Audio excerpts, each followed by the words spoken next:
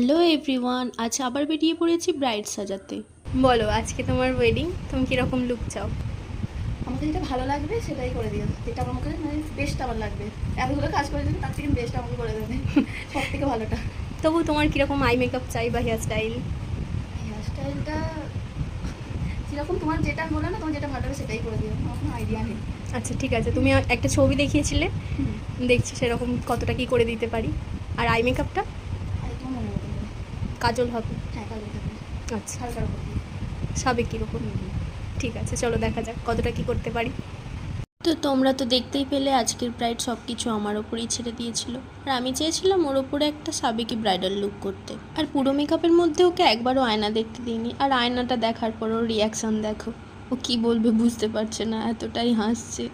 এরপর একে একে জুয়েলারি পরিয়ে ফুল লুক রেডি করে দিচ্ছিলাম। তোমরা দেখে জানিও আজকে আমার ব্রাইডকে কেমন লাগছে। আর তোমরা যদি কেউ ব্রাইডাল বুকিংয়ের জন্য কন্ট্যাক্ট করতে চাও তো ঝটপট স্ক্রিনে দেওয়া নাম্বারে কল করে নিতে পারো। আর নভেম্বরের যে কোনো ডেটে আমি ফাঁকা আছি, তো নভেম্বরে যদি কেউ বুকিং করতে চাও তাড়াতাড়ি কন্ট্যাক্ট করতে পারো।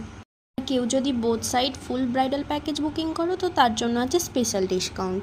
তোমাদের সাথে কথা বলতে বলতে তো ব্রাইডের ফুল গয়না পরানো রেডি। আর সেই দিন ব্রাইডের সাথে ছিল আরও 3টে পার্টি মেকআপ। ব্রাইডেরই 3 বোন সাজবে বলেছিল আমার কাছে। তো চলো আজকের মতো টাটা, নেক্সট লুক নিয়ে আসছি পরের ভিডিওতে। আর তোমরা কি আরও লুক দেখতে চাও কমেন্ট করে জানাও। বাই।